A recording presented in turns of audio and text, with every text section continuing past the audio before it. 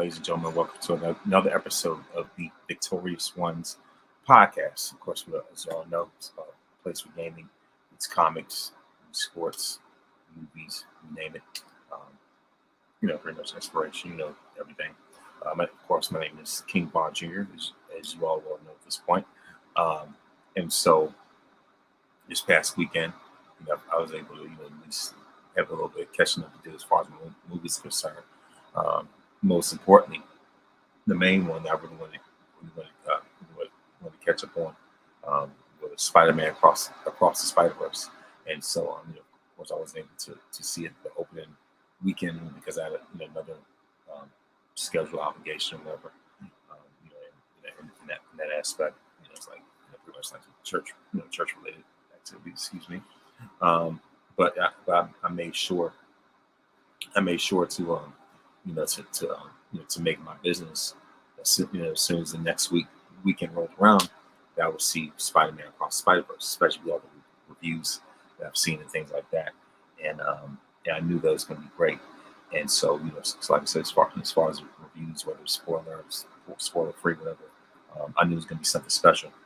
And when I saw it this past Saturday, I was not disappointed at all. That was the highlight of my entire weekend. You know what I mean? So so as far as that's concerned, I will, like I said, one thing I love is the animation. For someone who's very artistic, someone like myself who enjoys drawing, illustrating, as many of you know, follow me on social media. I'm definitely gonna I'm starting to get back into it, like finishing up a project or two that I've been working on for a while. Just that sometimes time life gets in the way and things like that. And so but the thing is, like I said, when it comes to Spider-Verse, like I said, it was absolutely incredible, and I was already anticipating anyway. And so the movie, so of course things start off with Gwen Stacy's story, Spider-Gwen's story, and in regards to the relationship between her and her dad, who happens to be a police officer himself. And so right there from the beginning, let me know that Gwen and Miles have parallels, direct parallels. Both their dads are police officers who eventually are supposed to be sworn into, to be captains and things like that. But as soon as I saw it, I was like, okay, this is going to be very interesting moving forward.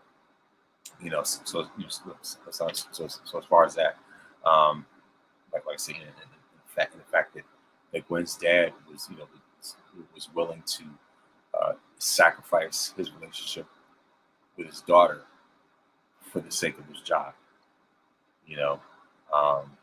especially when it comes to being a teenager, someone who is very vocal, outspoken, things like that, and in that regard, I was like, man, this is really getting heated.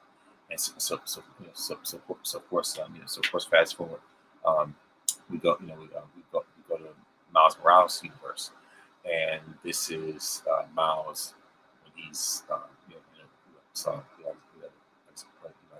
this him, of course, he's a teenager, it's like 15 or 16, something like that.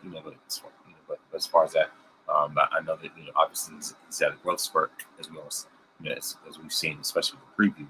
And of course, I make a joke about it when alludes to it.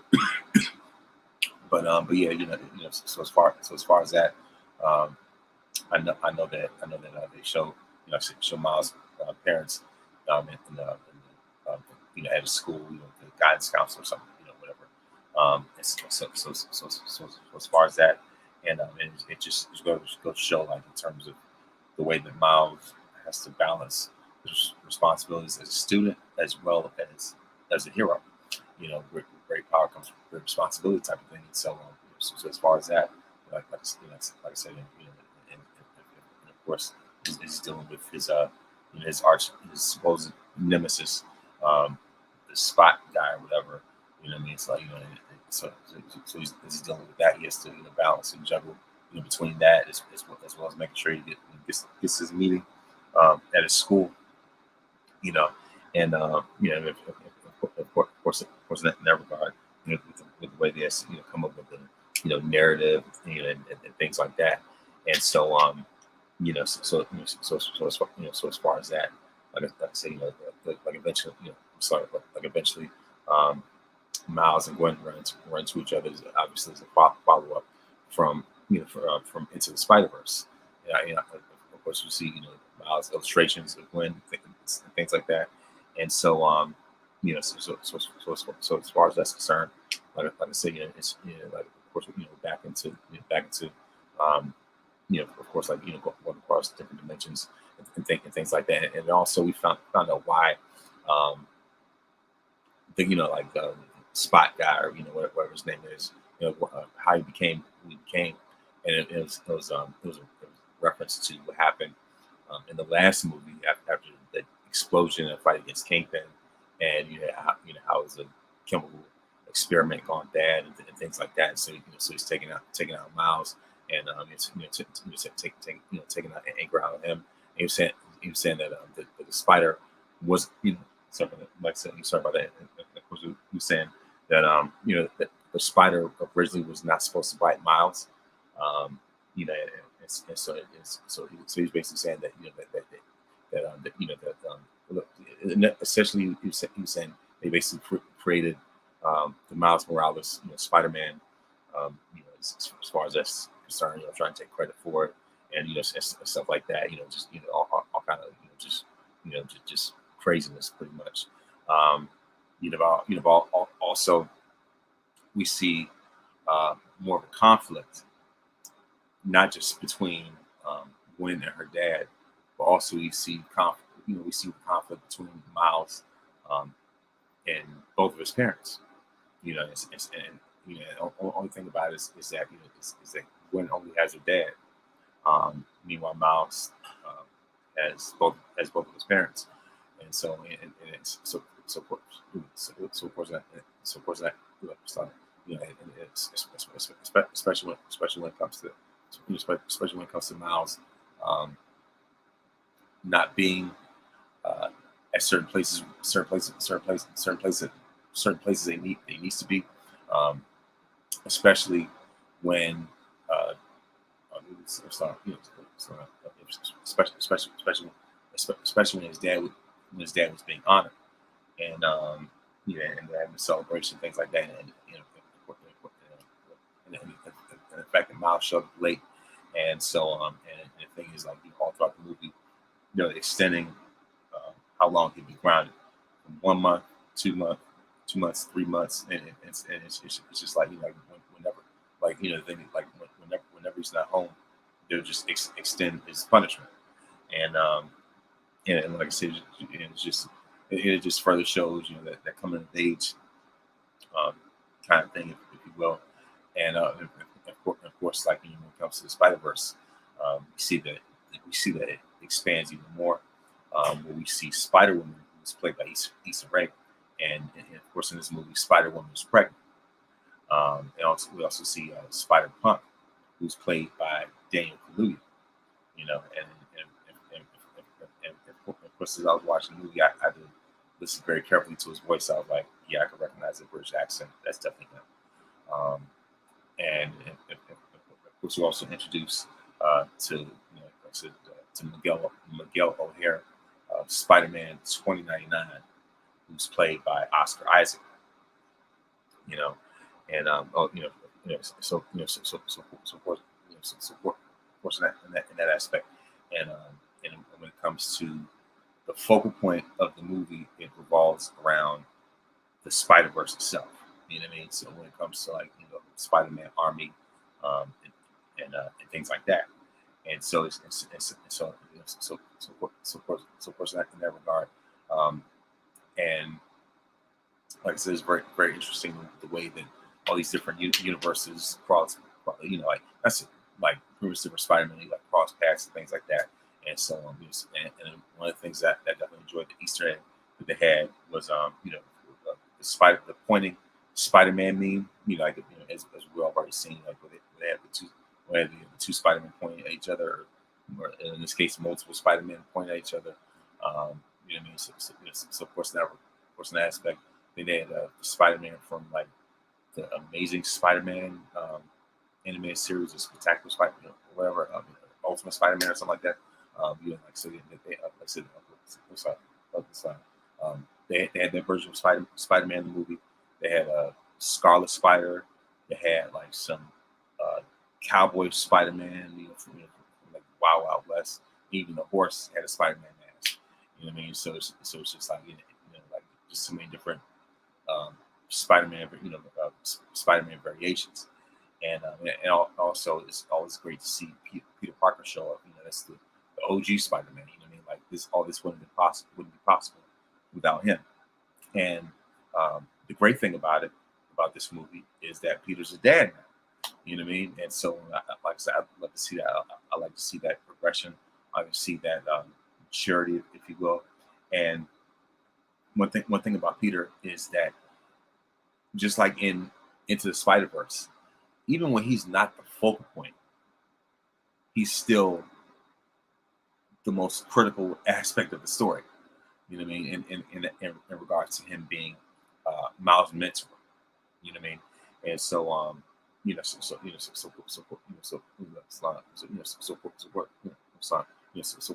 so of course in that regard, like I say, he still plays a pivotal role. And let me backtrack as well. Um, I did like how they had Vulture in the beginning of the movie.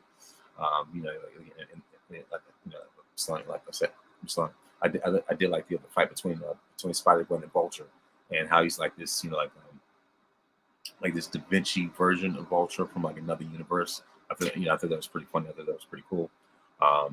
Pretty much, much like how they had that giant Green Goblin in the first Spider-Verse movie, stuff like that. And so it's just like that over the top type animation, and you know what I mean.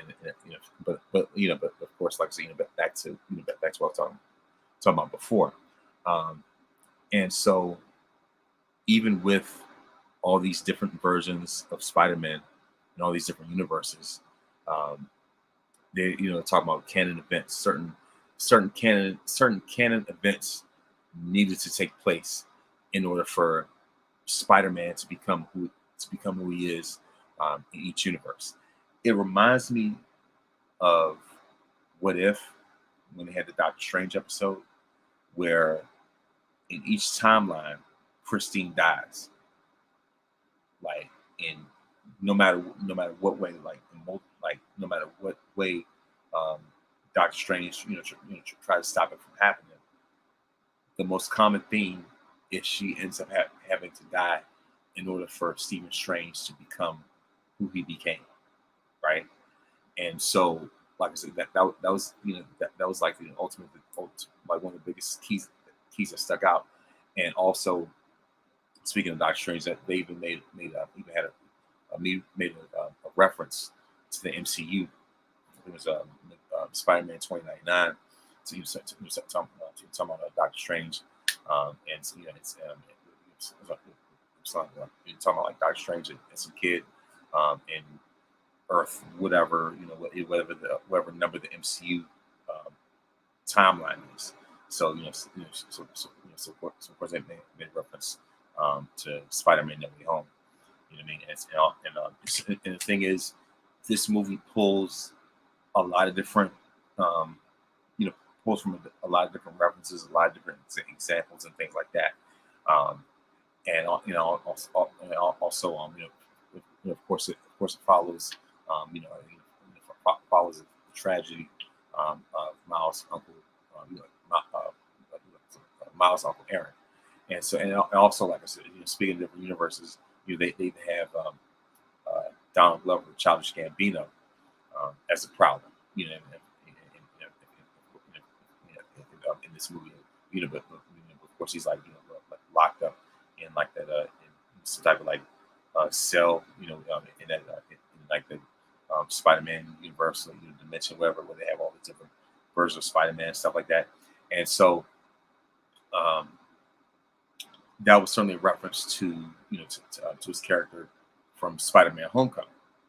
And so of course, Childish Gambino was a Spider-Man: Homecoming, but it's just that uh, he hadn't become the Prowler yet. But in this movie, obviously, as we all know, he's become the Prowler. But yeah, of course, more on that, in a minute. But of course, back to as far as the canon events, right? So when it comes to canon events, those are certain events that take place within a character's story, that like certain critical events in a character story, in a character story to progress their story in order for them to become who they became. So in Spider-Man's story, like the most common canon event is the death of Uncle Ben, right? So and now, not only is it the death of Uncle Ben, but also also the death of that particular of the death of that particular Spider-Man's dad after they become after they become a police chief. For the day they it's like for any Spider-Man whose dad is a cop, in each timeline, the day they're sworn in, they end up getting killed. And that was a reference to the first Spider-Man game, like the Insomniac Spider-Man game, like the first Insomniac Spider-Man game on PS4. And in that, so in the story, the day that Miles' dad is sworn in, the day that Miles' dad is sworn in as the new police chief of New York, he ends up being killed. He was by Mr. Negative, right? And so of course the thing about it is that they show that particular canon event all across, I guess that type of event, all across different timelines, in an event that Spider-Man has a dad who's a police officer, right? And so Miguel was saying that that an event like that has to take place in order to pretty much in order to maintain the timeline, like like a critical canon event. And the thing is, in Miguel's timeline, really the main thing is like regardless of of Spider-Man's dad being a police officer, stuff like that. The main theme, the common theme about Spider-Man has been tragic. So that's the common thing that I picked up the whole time, was that in each timeline, a tragedy has to take place. And in the case of Miles and Gwen, both their dads are police officers on the verge of getting sworn in. So for them, that's their canon event, and so with that event comes tragedy. So, like I said, the common theme is some type of tragedy. In Miguel's case, his tragedy was that his daughter died, right? And so in turn, it made him very jaded. It made him very cynical. It made him very bitter. And by the way, shout out to Oscar Isaac for being the voice of Miguel O'Hare. So for those that don't know or don't realize, Oscar Isaac is the voice of Spider-Man 2099. But like I said, this is where, like I said, this is one of the things, one of the parts. Excuse me. Like I said, where the story takes sort of a darker turn, in the sense that it's just like it's just like Miguel was trying to force Miles to believe that he needs to have a certain tragedy to take place in order for him, like I say, in order to maintain his timeline as Spider-Man, in order for his story to be sort of complete as Spider-Man, if you will.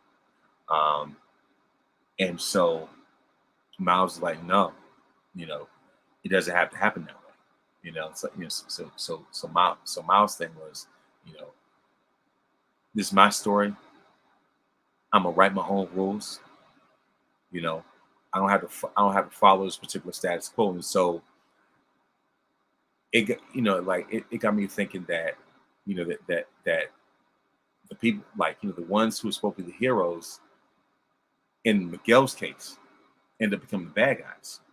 So the biggest villain in Spider-Man is Spider-Man himself. Spider-Man 99, 2099, right?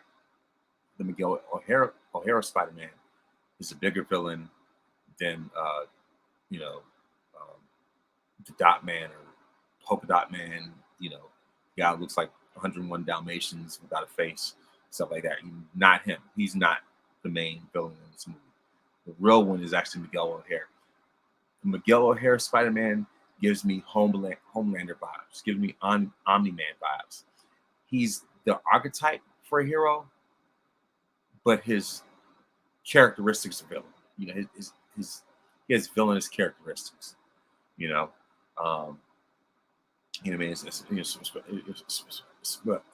Especially when Miles tried to leave that universe and stuff like that, and the fact that Miles felt betrayed by Gwen, and to an extent, I think, you know, to an extent even by Peter as well, about the fact that they knew about this whole plan, but they never told him about it. They knew about, you know, how this whole timeline thing was going to go and stuff like that. But then the thing is, they never told him about it. They never told him about this, the particular, I guess, part of being Spider-Man, and things like that. And so Miles ends up escaping on, and thing about it is that the crazy thing is, he ends up in a different universe. Meanwhile, Gwen is back in Miles' universe, and so of course, Gwen ends up getting in trouble and tries to explain, explain things to Miles' parents, to make sure that she gets him back and things like and stuff like that. Meanwhile, on the other end, Miles sees his Uncle Aaron talk to his mom and stuff like that, and so all of a sudden, Miles sees that in that universe that Miles in, like Earth 42, he sees that sees everything's dark, the sky's purple and stuff like that. You know what I mean? Like, and he realizes this, like this is a world without Spider-Man. And the biggest thing that blows his mind, what really sinks in, is that he's on the same rooftop where they had had a celebration for his dad, stuff like that, right? And so the thing is, like I said, Miles on the same rooftop, and it's, like I said, it's really dark out, and it's just like just gloomy and stuff, right? And so what really sinks in is that as Miles on the rooftop, he looks up the wall, he looks up at the mural, right?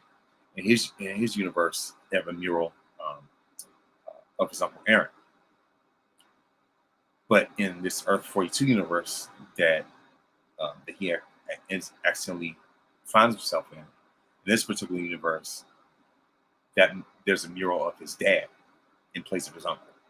There's a mural, like sent RIP to his dad instead of his uncle. So now Miles is in the universe where his dad gets killed, whereas in his universe, his uncle was the one that ends up dying.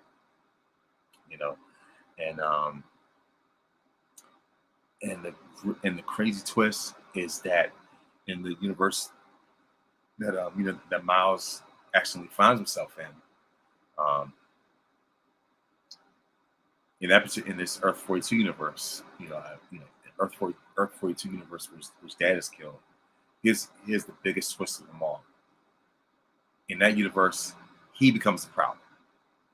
So in this Earth 42 world without Spider-Man, Miles becomes the problem instead of becoming Spider-Man. And the thing is, in fact, that like this is a red flag. When his Uncle Aaron looks at him and says, I see you took your braids out." So so of course Miles is like, yeah, whatever, something like that. And back of his mind, he's like, what he's talking about. So then um, Miles gets knocked out by Prowler, and so all of a sudden, Miles is Miles is chained to a punching bag, and so only to see um, the evil version of himself with the braids, and so so this is where the cliffhanger comes in, and Miles remembers what Peter said to him when Peter was saying, "Pay attention to the hands." I think at the end Peter's, I think Peter's advice was was like, "Don't watch the eyes, watch the hands." So in other words, in other words, when we're trapped in the corner and fight, don't focus on your opponent's eyes, focus on where their hands are going to be. So, as Miles is Miles chained up, he touched, all of a sudden, as he's tied up, as he's tied up, you can see his fingers, you can see his finger starting to light up the chain, like he's getting ready, use his powers for it. And so, but at the same time, as he's washing the hands, of course, we see that see the Prowler punches. We see the Prowler punches the bag, and he's like this close to Miles' face.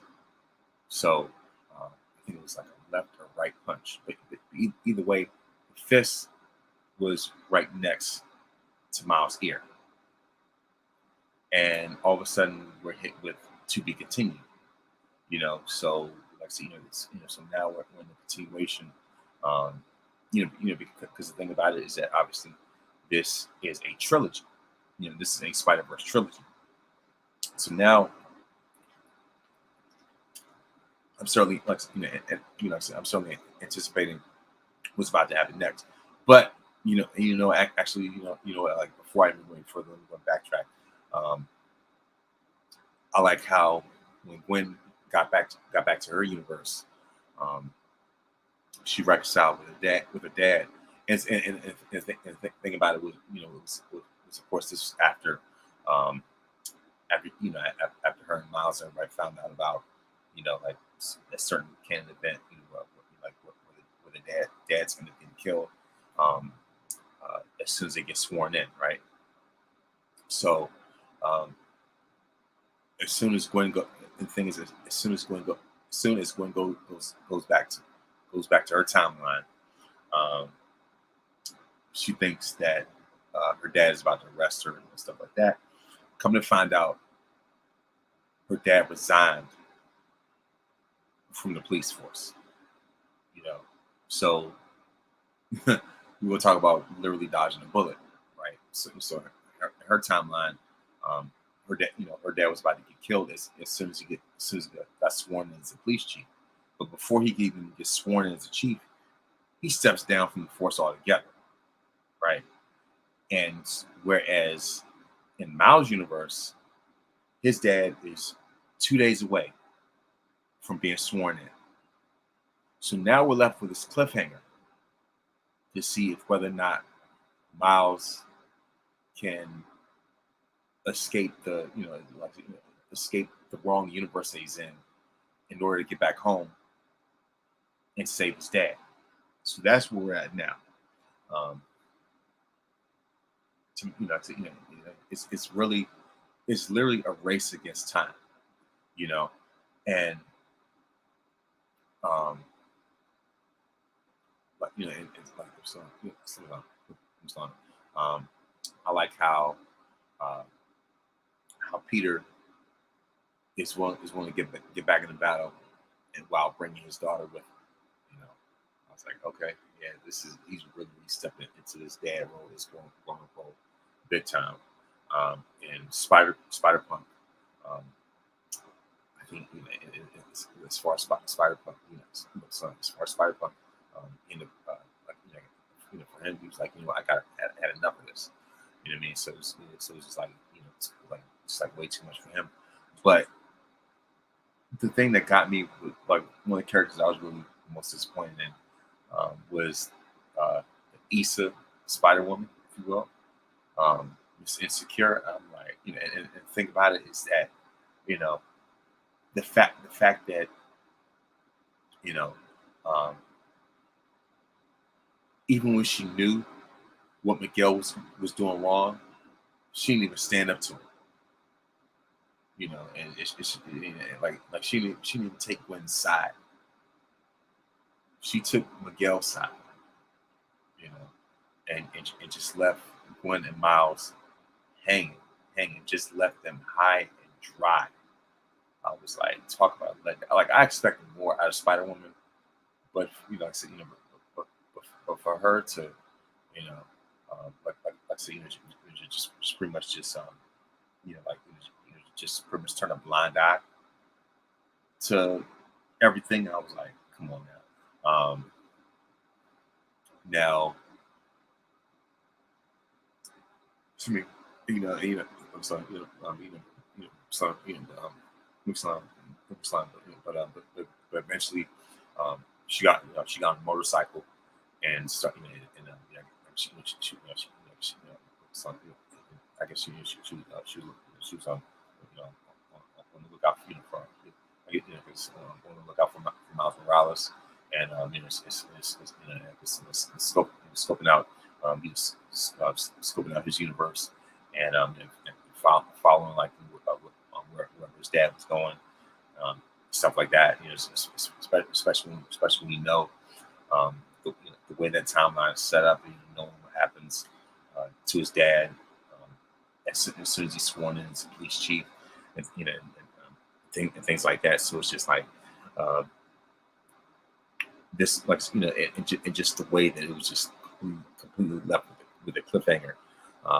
It almost reminded me of like Infinity War, where there was not, um, like once there was no such thing as a happy ending. It was just one of those things that just left you on the edge of your seat.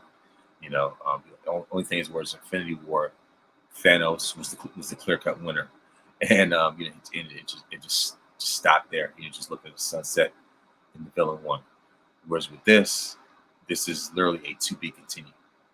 You know, um, what I mean. So as far as that, when it comes to where I would rank this between this and Spider-Verse, Spider-Verse always holds a special place for me.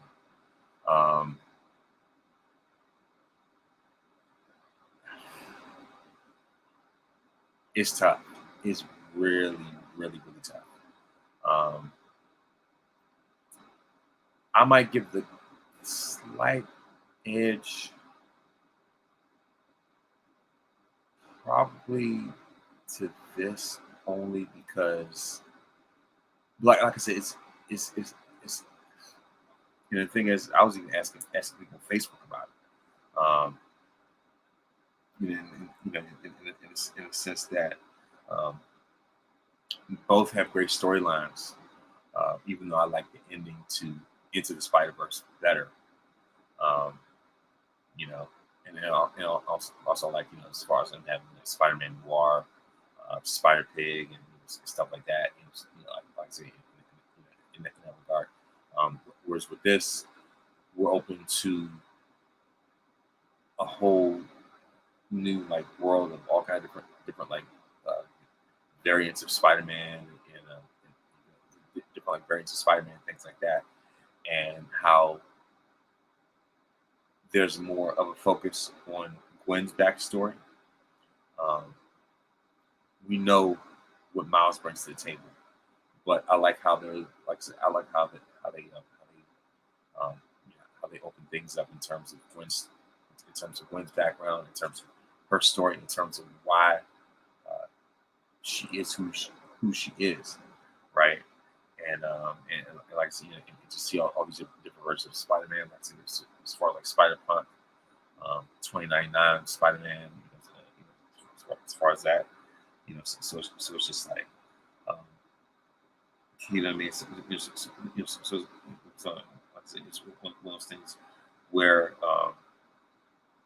like, like, like it's very tough. At times,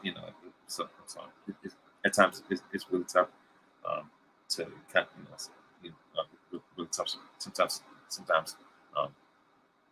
to kind of decide.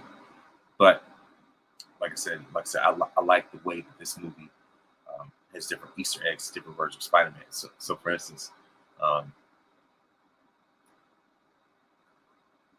as like, for instance, as I said before, um, this movie that definitely has references to the Insomniac version of Miles Morales in regards to, you know, in regards to to the thing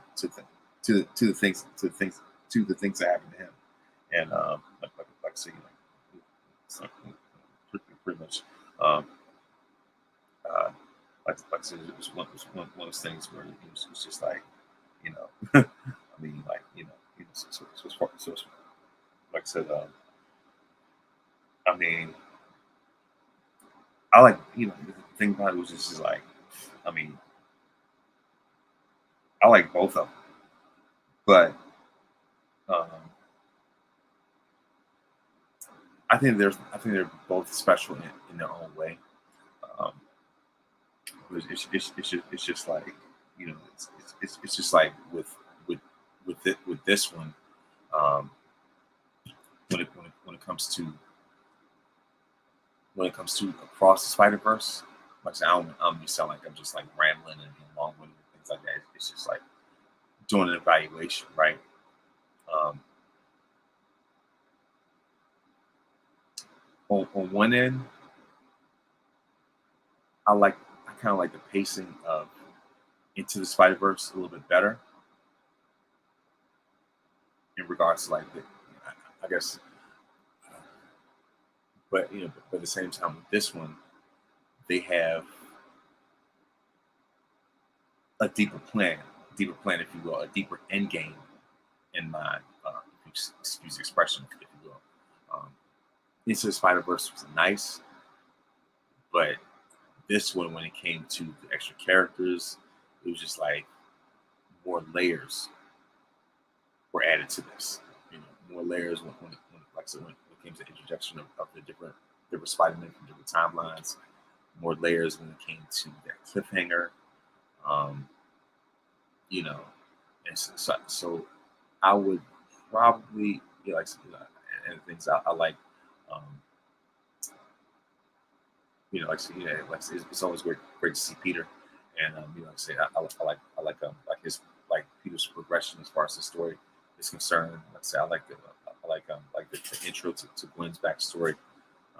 So just in that regard, I'll probably give a slight edge to Cross the Spider Verse, slight edge, but I'm really anticipating to see what's going to happen um, in the trilogy, in the third movie, Beyond the Spider Verse, and how that plays out even more. But like I said, both movies are great. Both have their strengths, both have their weaknesses, and stuff like that. But I would give a slight, tiny edge to Across Spider Verse. I guess it's present of the moment. or whatever. But the thing I think in regards to like the storyline substance, um, whereas um, like I said, like I said, when it came to into the Spider-Verse, the things just more simplistic um, in that first movie. But like I said, but the thing about of course, like I said, across Spider-Verse, it's just in regards to in regards to exploring exploring different timelines, different multiverses, and things like that, and also, like I said, also the fact that um, the main villain, ironically, of this story is a Spider-Man. You know, um, as I said before, Spider-Man 2099 gives me Homelander vibes, gives me almost Injustice Superman vibes. You know, how Superman has an evil um, alternate universe version of him, and that's the Injustice Superman.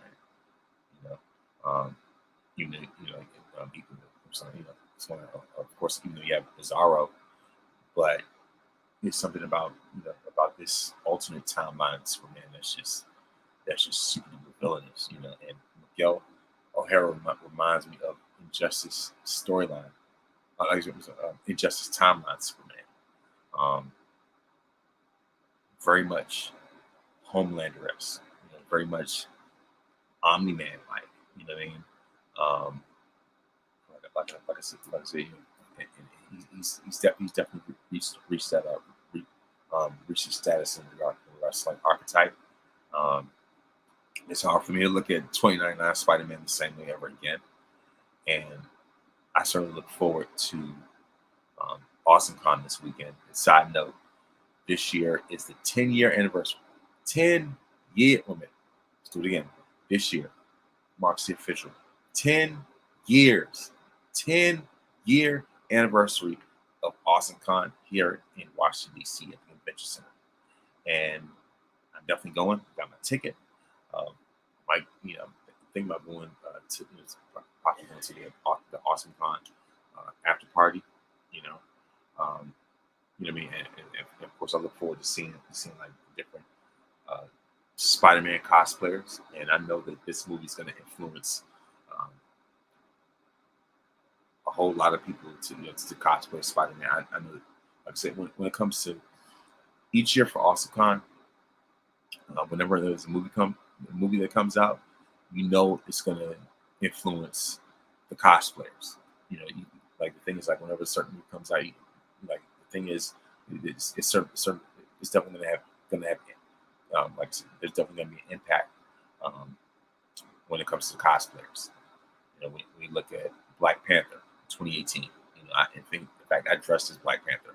And, dressed up as Black Panther in 2018. You know what I mean? Like I said, whether it's Black Panther like I'm sorry, like I said, whether it's Black Panther that came out in 2018, and of course Infinity War, came out, came out like the month after that year's AwesomeCon. You know what I mean? So as far as that, like and how people were dressed up as Guardians of the Galaxy that year. So because they showed up in 2018, you know what I mean? So of course that was very influential when it came to that year's version. Of course, so of course when it came to Endgame, um, that had an impact on 2019 cosplayers. So on and so forth. You know what I mean? And for me, just for the sake of it, I just wanted to dress up as Spider-Man last year. And so and actually, you know what? Yeah, actually, you know what? Not just that, but the thing is, for me, Spider-Man: No Way Home was my inspiration for last year's. Was my inspiration for last year's Spider-Man cosplay. And so um, I'm thinking about especially because it's the 10-year anniversary, and this movie just came out, and so for me, it's a no-brainer. I'm gonna go back to Spider-Man. I don't care. You know what I mean? So for me, I would have to say that Across the Spider-Verse, for me, I think it's slightly become the best um, superhero movie of the year. and I'll give an edge over Guardians 3. Guardians 3 was more emotional. It was, and if anything, I would say that it was. But at the same time, both are really tough to compare. But at the same time, I like um, how Guardians 3 was a great send off, and of course I did a review of that already. But anyway, um, Across the Spider-Verse just hit on so many levels. It just you can't even believe. So um, I have my mind made up that I was going to return as Spider-Man, and this confirms it even more. You know what I mean? So if anything, like I said, Cross Spider-Verse was amazing. It was an absolute thriller. I mean, and the thing about it is that let me see how the chat is going. But yeah, I mean, so as far as that, you know, so, um, but sorry about that. But yeah, like so as far as that, um, across the Spider Verse was amazing. You will not be disappointed by it. Highly recommend. It's a great experience. It's an event in and of itself. Even the week after it came out, the theater that I was in still had a great audience. And when I saw it last Saturday, um, it was at night. I was actually watching a 750 viewing. 750, obviously 750. Like I said, for me, um, even when I was watching a 750 viewing of the movie, it still had a great crowd. It still had a great turnout. You know, and the thing was, and this was the week after. I said the week after the premiere itself. Um, and the thing about it is that I like how Miles Morales has become more focal point when it comes to Spider-Man. How they're putting this franchise in his hands, putting it on his shoulders, wherever you name it. And he is carrying it very well, whether it is the movies, the video game. Like I said, Miles Morales has proven himself among the all-time great Spider-Man. I would put him, like I said, for me, he's number two as far as as far as greatest Spider-Man of all time. And I think for this particular generation that um, isn't that familiar. I don't want to say that familiar, but at the same time, I guess they don't relate to Peter Parker the same way and things like that.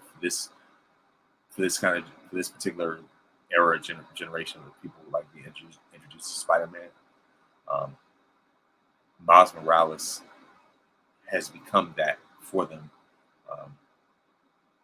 in different ways. I guess you could say that this particular era is being introduced to Spider-Man. They are looking at him the way that fans like myself and others have looked at Peter. You know, um, Miles is etching his place as one of the all time great heroes, all time great characters, and he's marching to the beat of his own drum. I'm talking about I'm talking about from I'm talking about from his costume design to him wearing Jordans. So he definitely has his finger um, on the pulse or or whatever of the culture. He definitely um, yeah, I guess you could say he pretty much has his finger on the needle of the culture, whatever. Like pretty much like he knows what this culture is all about. He knows uh, you know what they like. And like it really just like I said, Marvel. Like I said, Marvel in and of itself has constantly been in tune with the culture, constantly been in tune with society itself. It just um, speaking to what is relevant now, what is relevant in whatever like time frame that they're in. They definitely know how to tap into it. And Miles Morales is a perfect example of that. Like the way he carries himself. because it's just representation in and of itself overall. And so I even named Miles Morales one of my top 10 greatest Black superheroes. That goes. That's a testament to the impact that he's made. That's a testament to um, his storyline development. That's a testament to to everything about his popularity. Um, you know, and just what he does as a hero, what he represents as a hero. So like I said, when it comes to Across the Spider-Verse, is absolutely incredible, and I look forward to seeing, um, I look forward to seeing how this um, trilogy wraps up when it comes to Beyond the Spider-Verse.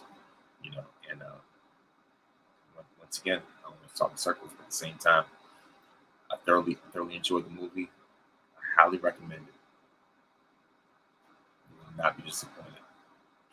Absolutely knocks out the park. And thank you very much for watching.